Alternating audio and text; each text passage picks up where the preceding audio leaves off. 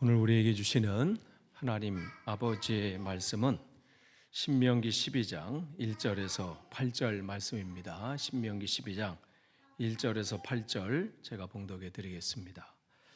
당신들이 땅 위에 사는 날 동안 주 당신들의 조상의 하나님이 당신들에게 차지하게 하신 땅에서 당신들이 지켜야 할 규례와 법도는 다음과 같습니다. 당신들은 당신들이 쫓아낼 민족들이 묻 신을 섬기는 곳은 높은 산이든지 낮은 언덕이든지 무성한 나무 아래든지 어느 곳이든지 다 허물어야 합니다.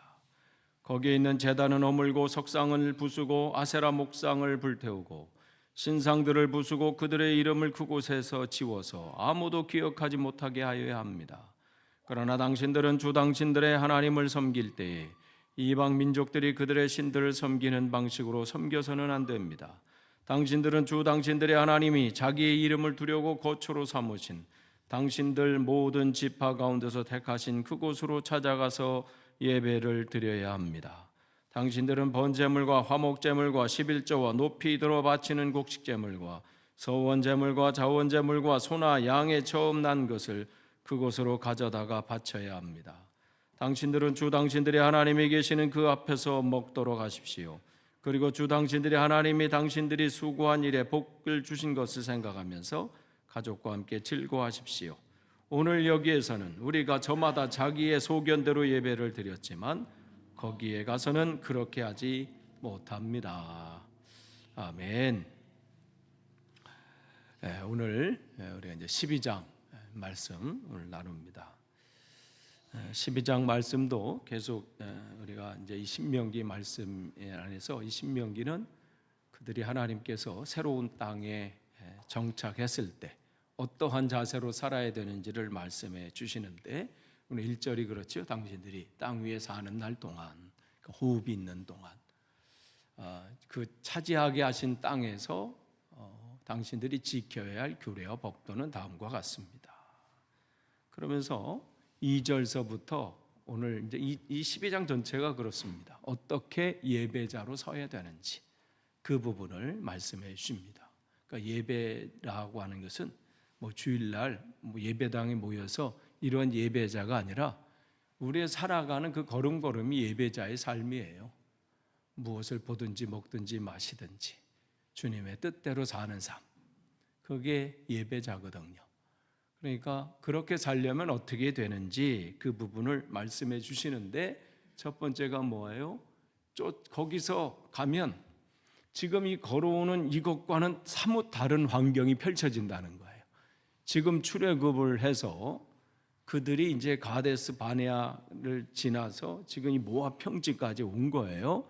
이 모압 평지에서 이제는 이 요단강만 넘어가면 이제 새로운 땅이 이제 시작이 되는데 새로운 삶이 시작되는데 지금까지는 하나님께서 그들의 신앙이 이제 연약하니까 구름기둥, 불기둥, 만나와 메추라기를 통해서 또 어떤 사건을 통해서 끊임없이 그들을 이끌고 가셨다면 이제는 그들이 이제 훈련을 받았으면 이제 마치 군대에서 우리가 이제 논산이나 아니면 또 훈련소에서 훈련을 받은 다음에 자기가 가야 할 부대로 이제 배치를 받잖아요. 이제 배치를 딱 들어가서 이제는 훈련 받은 것도 기억하고 또 이제 거기서 또 하나하나 가야 되는데 그곳에선 또 하나님께서 그들이 광야를 걸어올 동안 보지 못했던 것을 보게 되는데 그 이방 민족들이 섬기는 우상들을 보게 된다는 거예요. 그런데 그걸 보게 되는 것으로 끝나는 게 아니라 그것을 보게 되면 또 시선을 빼앗기고 마음을 빼앗겨서 흔들릴 수밖에 없다는 거죠. 그렇기 때문에 거기서 높은 산이든지 낮은 언덕이든지 무성한 나무 아래든지 어느 곳에든지 이 얘기는 뭐냐면 그 당시에는 고대 시대 또 이때 이 시대는 자기보다 강한 거는 다 섬겼습니다.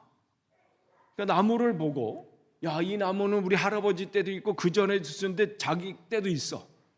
그러니까 이건 뭔가 신령한 거다. 그러니까 그 나무에다가 비는 거예요. 뭐 산도 마찬가지고 바다에 고기 잡으러 가려고 했는데 바다가 화가 난 거야.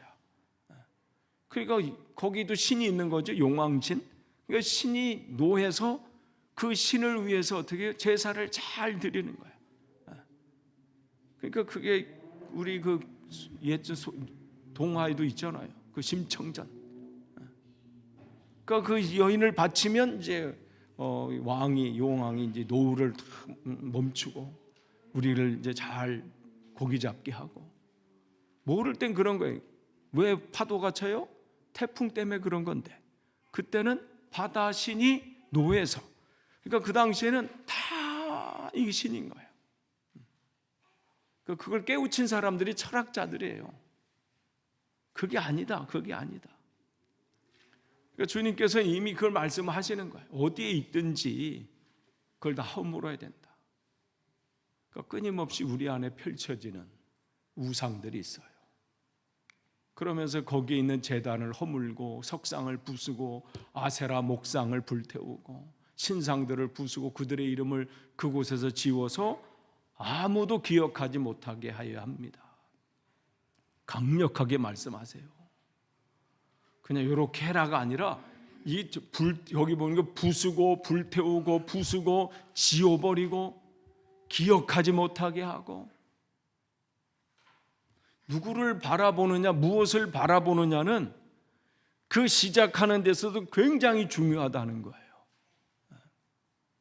무엇을 바라보고 뛰느냐, 무엇을 바라보고 걸어가느냐. 만약에 그 가나안 땅에 들어가서 그 석상을 바라보고 아세라 목상을 바라보고 우상을 바라보고 마음을 빼앗겨서 하나님의 신앙을 놓쳐버리면 그의 인생은 아무리 그 풍성한 것을 누려도 그 인생은 망하는 인생이라는 거예요. 그러니까 주님께서 지금 모세를 통해서 강력한 메시지를 주시는 거예요. 정신 똑바로 차리지 않으면 너희는 사단의 먹잇감이 된다. 우는 사자와 같이 두루 다니며 계속해서 먹잇감을 찾는다는 거예요. 지켜지나요? 우리가 안 지켜져요. 집에 우리도 포도나무가 있어요. 한 몇 알 먹질 못해서 하는 거 이렇게 크지도 않아요. 많으니까 한 2알, 작년에도 한 2알인가 3알. 뭐 신문으로 싸고요. 뭘 해도 안 돼. 야, 팔할 때는 새들이 근처도 안 와. 우리가 아무래도. 그러나 이야, 그게 정확히 보이나 봐요. 딱 익었을 때 어느 순간 없어졌어. 야, 없어. 딸기도 마찬가지예요. 다람쥐들이 어느새 또 타고 쫙 내려와서. 그래서 또 해보려고 또 우리가 그물도 쳐보고 그나마 그물 치니까 조금 나아요. 그거 하나 지키기도 어려워요. 거기 있는 집사람이 아내가 뭘 심었는지 기억이 안 나. 뭘 심었는데 어느 날 보니까 위에 요만큼만 줄기만 남았대. 위에는 싹 사라지고. 뭐 누가 한 거겠어요? 달팽이님이 한 거지. 달팽이님. 야, 어디 숨어 있다가? 걔는 또 밤에 움직인대. 밤에. 이제 해가 이렇게 딱 떨어지면 그때부터 나온대요. 해가 이제 딱 떨어지면. 해일 때는 안 나오고 해가 떨어졌다. 밤새 가서 먹고 밤새 이제 해 뜨기 전에 가는 거지. 이제 해 뜨기 전에 이렇게. 그것도 못 지켜요. 그러니까 우리 이 가든에서 뭔가 하려면요 전쟁이야, 전쟁. 이 한쪽에서 뭐 공중에서 바닥에서 이거 지키기도 어려운데 사단도요 우리가 그냥 계속해서 할 수만 있으면 믿는 자를 넘어뜨리려고 하는 거예요. 목적이 분명해. 무리를 무너뜨리는 거. 그러니까 바울은 아무리 내게 무슨 고통이 와고 문제가 오고 병이 연약함이 와도 나와 예수님 사이 누가 끊을 수가 없다. 이게 선포한 대로 사는 거예요. 그 누가 건들겠어요, 바울을? 그러니까 지금 이들이 그곳에 가서 분명히 뭘 해야 되는지를 주님께서 각인시키는 거예요. 근데 그들이 가서 주님을 안 섬긴 게 아니었어요. 잘 섬겼어요. 이들도 나름대로 그 절기를 잘 지켰고요. 잘 지켰어요. 그럼 뭐가 문제예요? 하나님도 섬기고 우상도 섬기고. 이게 문제예요. 신앙생활 이것도 좋고 저것도 좋고 이렇게 돼버리는 거예요. 우리 신앙생활이 이게 문제란 말이에요. 우리의 삶 속에서 주님, 내가 열심히 주님을 찬양합니다 하는데 다른 것도, 그러니까 그들에게 그렇기 때문에 강력한 지금 메시지를 하시는 거예요. 부수고 태우고 부수고 지우고, 이렇게 해야 그나마 그들에게 조금이라도 머리에 각인될 수 있어서. 그러니까 주님이 원하시는 것은 한 50대 50이 아니에요. 뭐 90% 이것도 아니에요. 2% 부족한 것도 안 돼. 주님이 우리에게 원하시는 것은 100%예요. 주님을 향한 100% 사랑, 나를 바라보는 온전히 시선을 주님께 고정하고 주님만을 의지하길 바라는 것이죠. 그렇기 때문에 이 신명기의 가장 중요한 게 이제 이 6장에서 말씀, 쉐마 말씀하잖아요. 생명을 다하고 목숨을 다하고 뜻을 다하고 마음을 다해서 하나님을 사랑해라. 이게 주님의 그냥 하나의 그냥 메시지를 요약하다 그냥 하나님 사랑이에요. 이게 이것만 되면 다른 우상을 섬길 수가 없는 거예요. 그러니까 십계명은 결국 요약하면 하나님 사랑이에요. 그 분명한 것을 행하라는 것이죠. 그러면서 우리에게 뭐라고 말씀하시냐면, 당신들은, 그러니까 그곳에서 시선을 거기서 빼앗기지 말고 우리가 시선을 드려야 될 분이 뭐냐면, 주 당신들의 하나님이 자기의 이름을 두려고 거처로 삼으신 당신들 모든 지파 가운데 택하신 그곳으로 찾아가서 예배를 드려야 합니다. 그러니까 그들에게 정말 누구에게 예배해야 되는지 주님께서는 분명하게 말씀해 주시는 것이죠. 그러니까 하나님 앞에 예배하는 자가 어떠한 자세로 가야 되는지를 분명하게 말씀합니다. 그러면 이 예배를 드려야 되는 곳이 어디예요? 어떤 장소를 말씀하시는 건가요? 그게 아니라 내 안에 하나님으로 가득 채워서 내가 걷는 모든 곳이 하나님을 예배하는 자로 서라는 거예요. 그렇기 때문에 주님께서 이 부분을 사마리아 여인에게도 말씀하잖아요. 한 그 여인이 주님 앞에 정말 궁금한 거를 묻잖아. 근데 주님을 보니까 이 질문에 답해 주실 것 같아.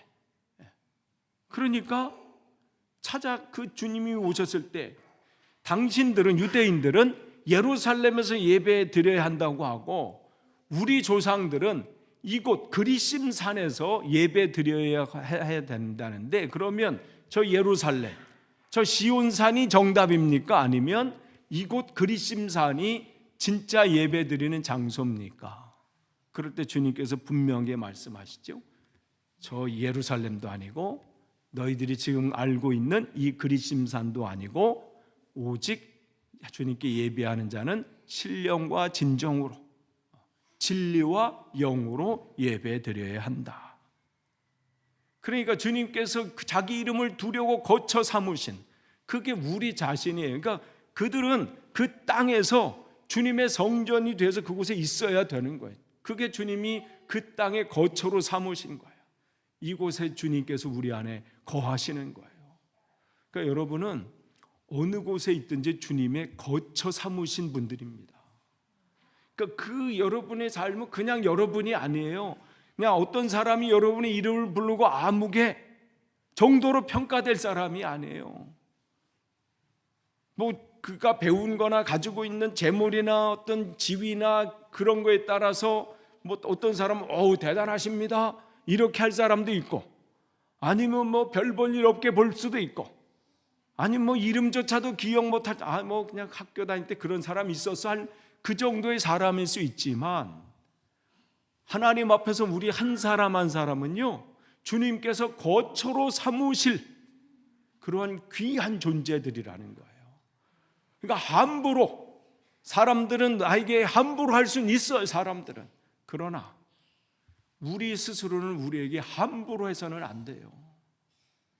나는 저것도 없고 이것도 없고, 나는 뭐 이것도 안 되고 저것도 안 되고, 뭐 건강도 그렇고 지식도 그렇고 나이도 그렇고, 스스로 나를 아무것도 아닌 것처럼 하는 게 아니라 우리는 끊임없이 주님께서 자기 이름을 두시려고 어디에? 내 삶 속에, 내 마음 속에, 내 인생 속에 자기 이름을 두려고 거처로 삼으신, 우린 그런 귀한 존재들이라는 거예요. 그러니까 우리가 그곳을, 그 주님을 찾아서 예배하는 거예요. 그러니까 어느 곳이든지 우리는 예배자예요. 여러분이 이 파크를 걸어가셔도 그곳에서 주님을 예배자로 서 있는 거고요. 직장을 향해서 걸어가실 때, 또 퇴근해서 집으로 오실 때도, 누구를 만나러 가시는 그 걸음도 다 그곳이, 모든 곳이 주님을 예배하는 장소입니다. 그러니까 주님은 그곳으로 계속해서 우리를 찾아오셔요.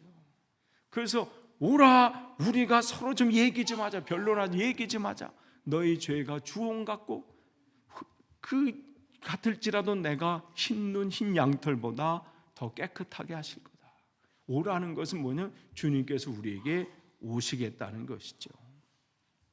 그러니까 모든 곳에서, 그런데 어떤 자세로 우리가 예배를 드려야 되느냐? 그게 6절이에요. 당신들은 요게 예배 형식이 여기에 담겨져 있어요.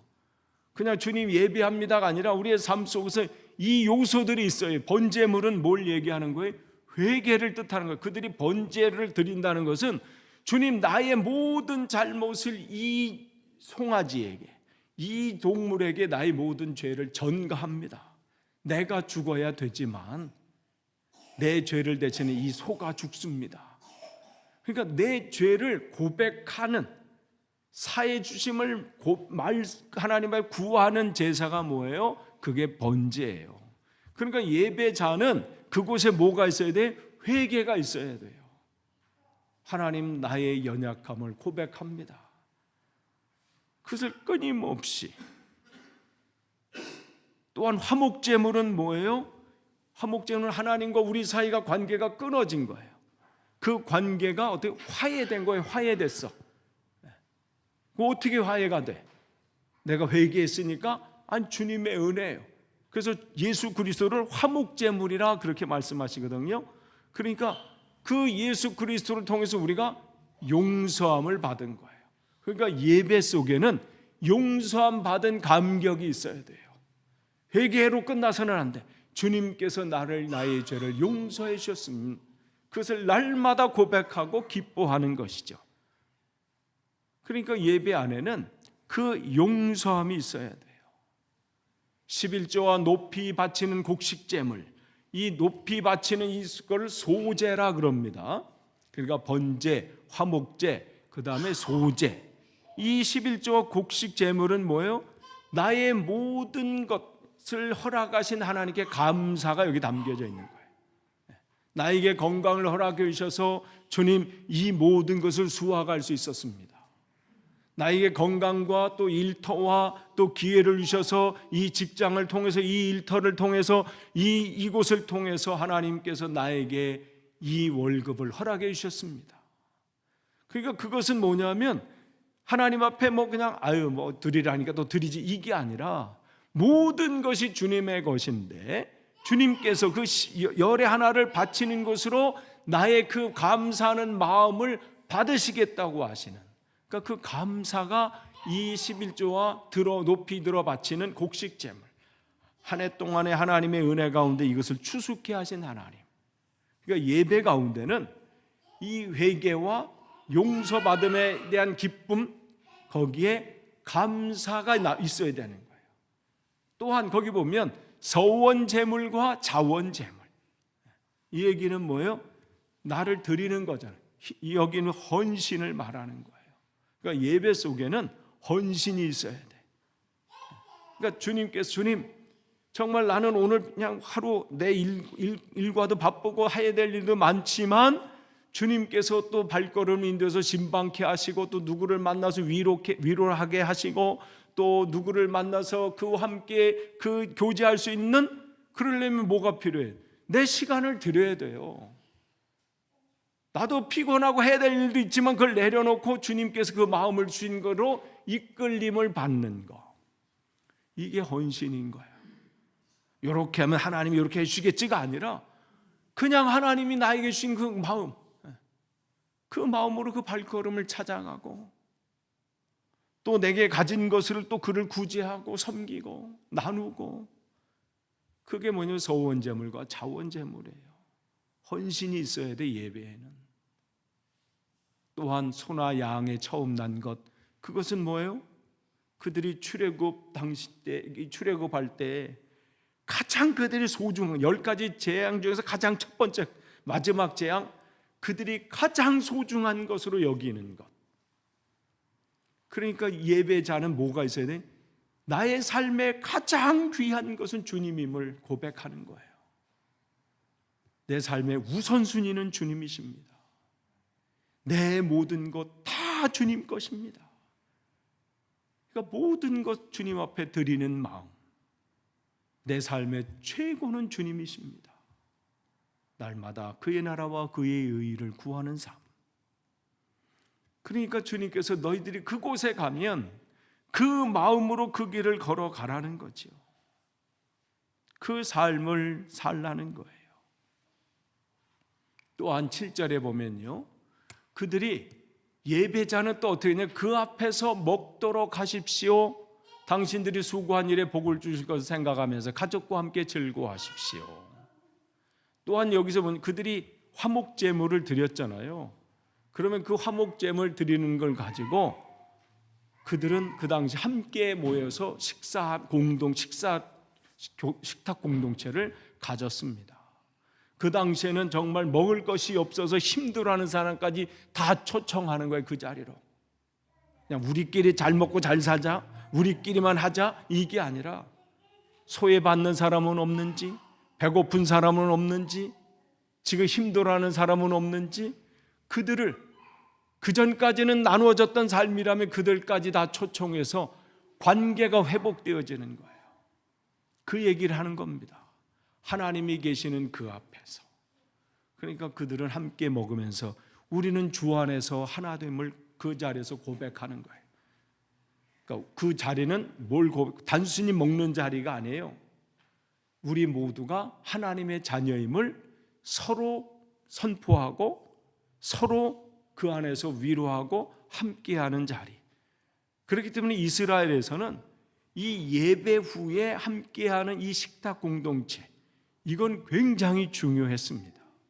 그러니까 예수님께서 이 삭개오든지 이렇게 죄인들하고 함께 식사하는 것을 굉장히 불쾌하게 생각했어요. 그리고 분노에 찼습니다. 왜 저런 인간까지 그 식탁 공동체 안으로 초청하느냐래요. 거기는 유대인들만 와야 됐는데, 하나님이 선택한 우리들만의 시간이어야 되는데 왜 그 자리에 저 삭개오처럼 저런 매국노를, 저런 여자처럼 죄인인 저 여자를 어떻게 이 자리에 함부로 초청하냐는 거예요. 단순히 저녁 식사 함께 하시죠, 그것 때문에 화난 게 아니라 이 공동체를 그들이 식탁 공동체 안에 예배 후에 갖는 그 자리에 아무나 초청했다는 거예요. 그리고 저런 인간들은 해서는 안 된다는 거예요. 그것 때문에 화난 거예요.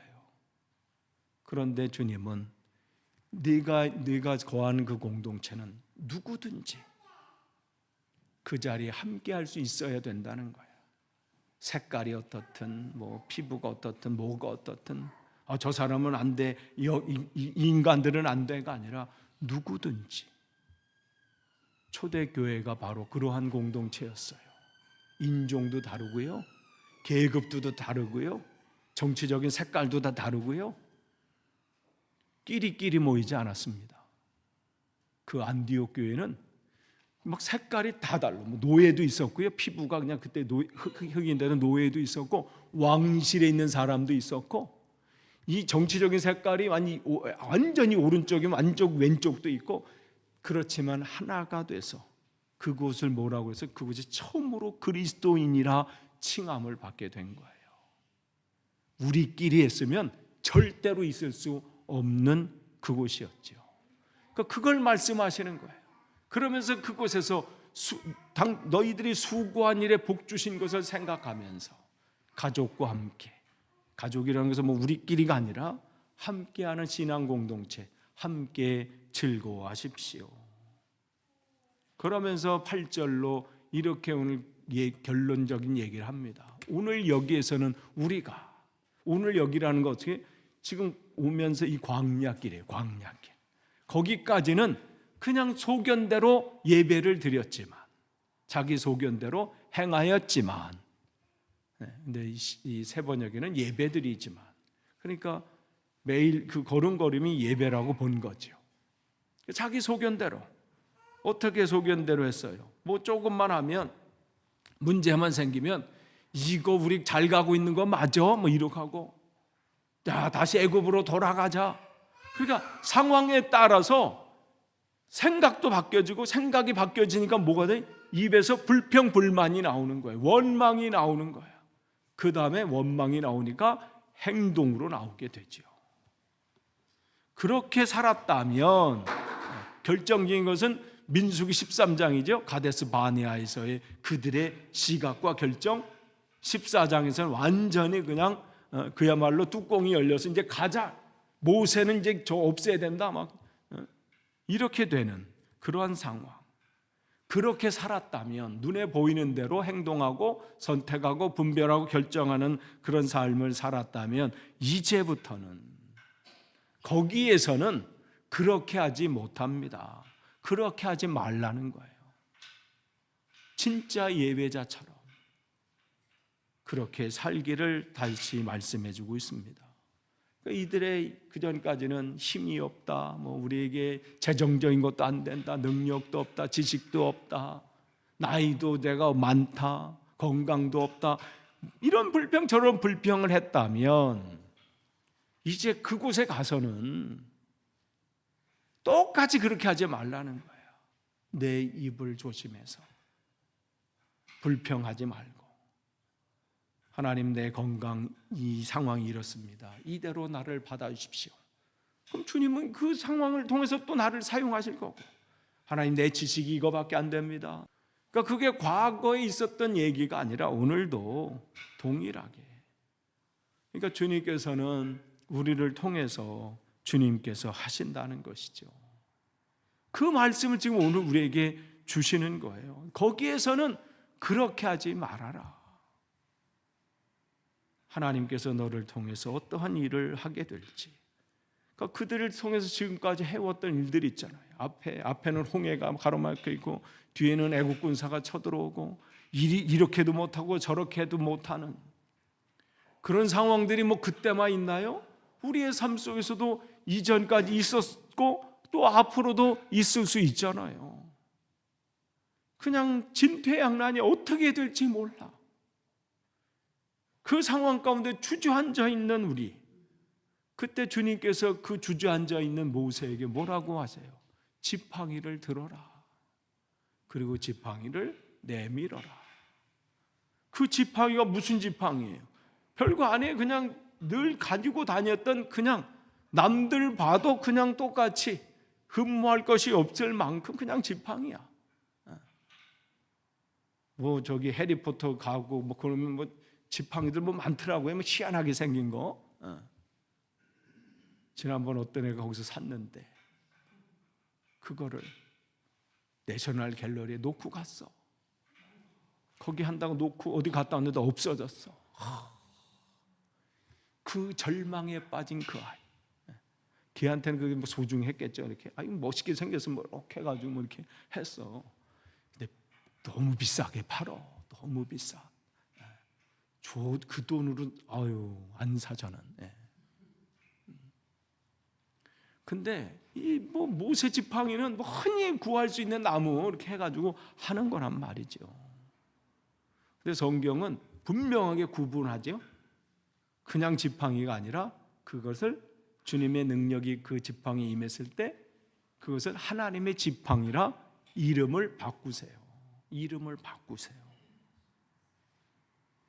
근데 그 지팡이가 대단해서가 아니라 뭐예요?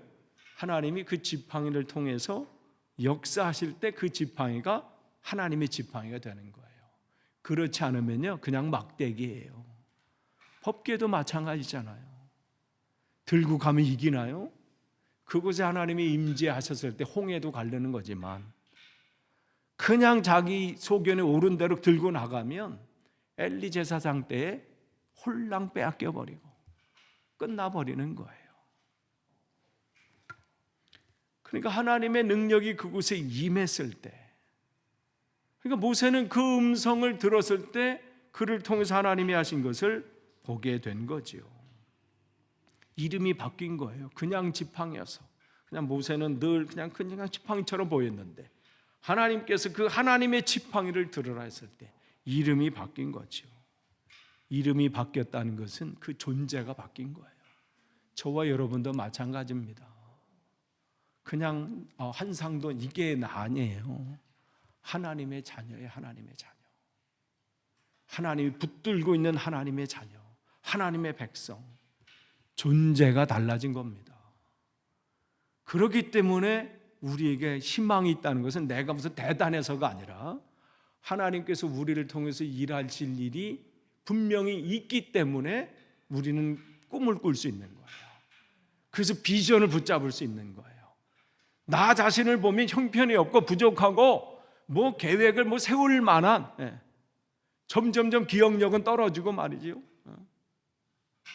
이 방에서 저 방 가면 왜 왔나 하고 생각하고 다가 다시 원위치로 갔다가 아하 하고 다시 오는, 그게 점점 그러잖아요.